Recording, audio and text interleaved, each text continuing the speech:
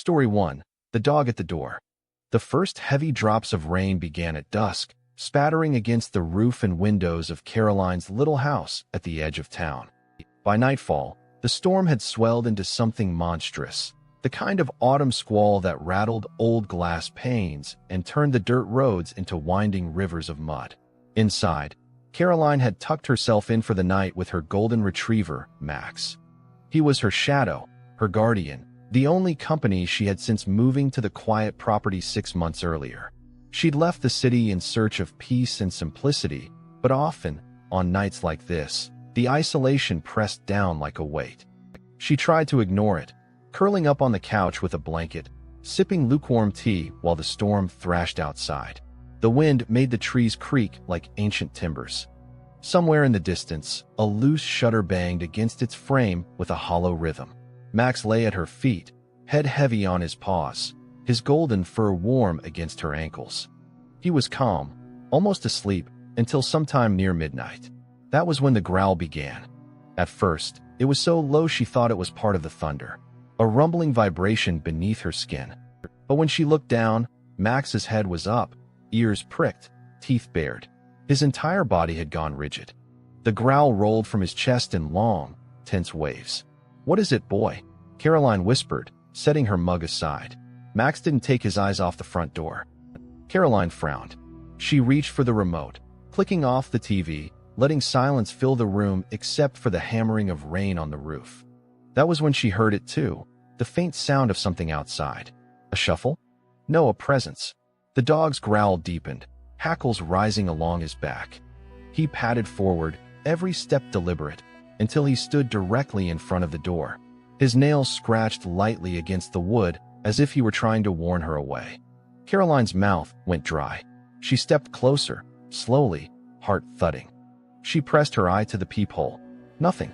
Just the black blur of storm and night. But Max didn't waver. He began barking, sharp, explosive bursts that cut through the house. "Max! Shoo!" she hissed, her own nerves fraying.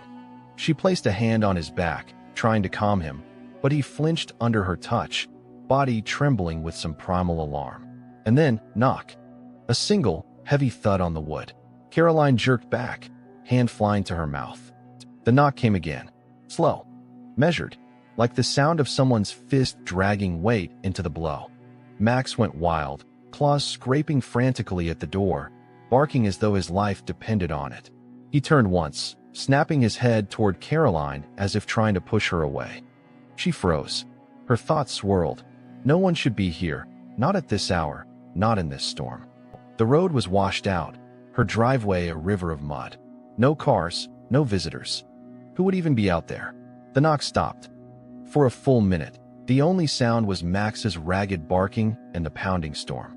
And then silence. Caroline swallowed, forced herself forward. Her hand trembled as she wrapped it around the doorknob. "Hello." Her voice shook. "Who's there?"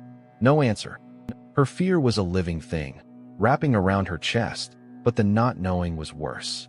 With a burst of shaky courage, she twisted the lock and yanked the door open. The porch was empty. Wind swept rain into her face, stinging cold.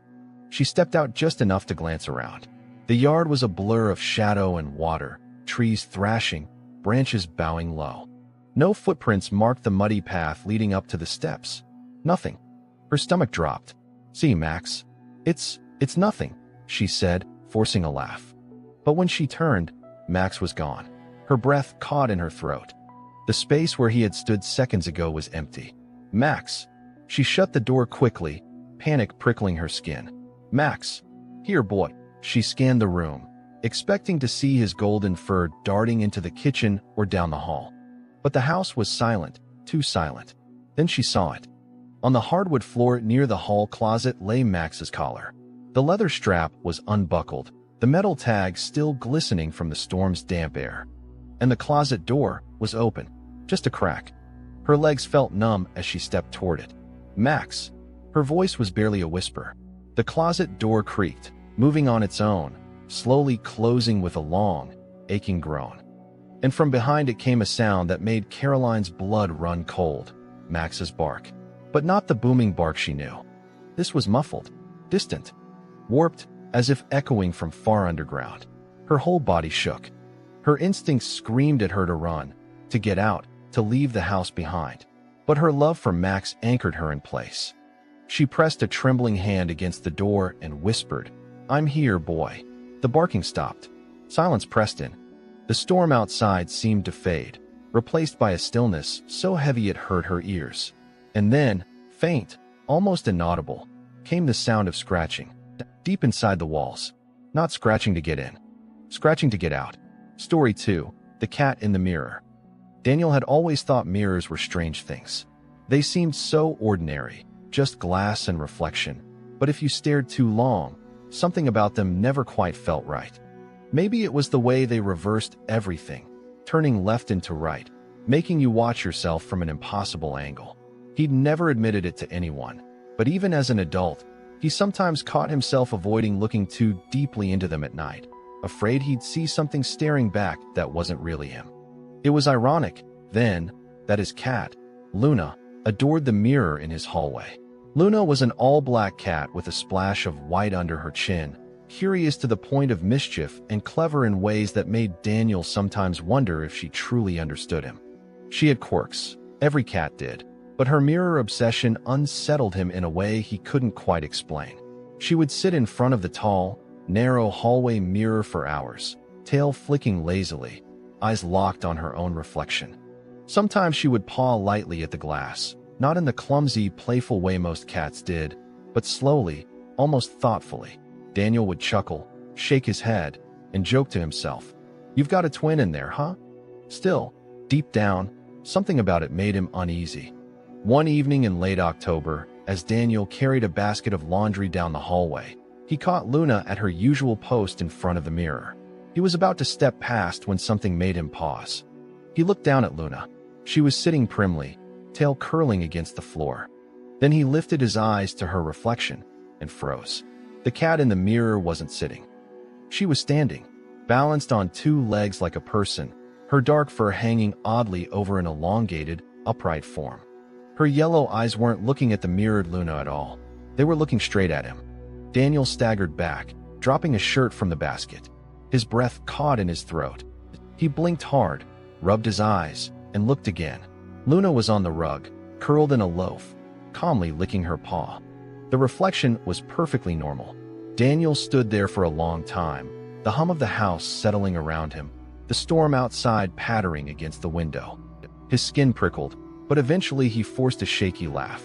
"Get a grip," he muttered, scooping up the fallen shirt. "You're tired. That's all." He avoided looking at the mirror the rest of the night. By the time he crawled into bed, Luna was already curled on his pillow, purring softly, a warm comfort in the chill of his empty apartment. He stroked her fur and tried to push the memory away. Sleep came quickly, but so did the sound. At 3 a.m., Daniel shot awake.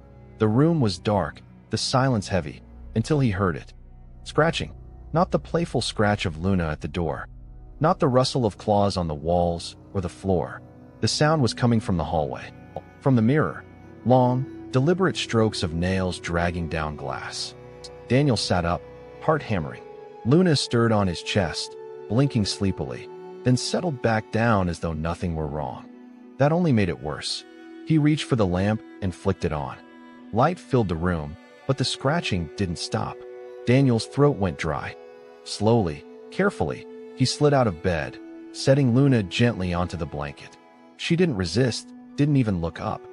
The scratching grew louder as he neared the hallway, his bare feet cold on the floorboards. He rounded the corner, and his breath hitched. Luna was still in the bedroom. He could hear her faint purr behind him. But in the mirror, she was there too, standing upright, paw, no, hand, pressed against the glass, claws clicking rhythmically, leaving faint white streaks. Her eyes glowed brighter than the night light should have allowed, locked on him with an expression that wasn't feline at all. It was hunger. Tap, tap, tap. She lifted one claw and tapped the glass like someone knocking to be let in. Daniel stumbled back, hands slapping against the wall.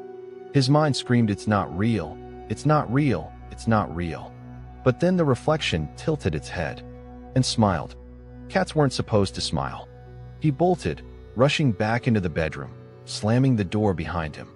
His chest heaved, sweat prickling his skin. He grabbed Luna from the bed, clutching her to his chest like a lifeline. She blinked up at him, calm, confused, then meowed softly. For the rest of the night, he didn't sleep. He sat in the corner with the lamp blazing, Luna purring beside him, and kept his eyes fixed on the closed door. The scratching didn't return, but he swore he could still feel eyes watching from the other side of the wall. The next morning, Daniel told himself he'd imagined it. Sleep deprivation, stress, maybe even the remnants of some half-dream. But as he dressed for work, he couldn't bring himself to look at the hallway mirror. He threw a blanket over it instead, muttering something about renovation projects, just to justify it to himself. For a while, things seemed normal again, until the night the blanket slipped. Story 3. The Parrot That Wouldn't Stop Talking. When Megan's grandmother passed away, the inheritance wasn't what she expected. There was no jewelry, no antique furniture, not even the porcelain tea set her grandmother had treasured for decades. Instead, what Megan received was Jasper, the old African gray parrot who had lived in her grandmother's house for as long as she could remember. Jasper was nearly 30 years old, his feathers mottled gray and white, his eyes sharp and intelligent. He had always been a chatterbox, filling the quiet halls of her grandmother's home with bursts of hello and pretty bird, and sometimes even mimicking her grandmother's laugh with uncanny precision. Megan had loved him as a child, though she also remembered nights when she slept over and woke to his voice in the darkness, echoing from the next room, speaking to no one at all. Now, after the funeral, Megan felt oddly comforted by Jasper's presence. Her apartment was small, lonely, and too quiet, but the parrot's chatter made it feel less empty.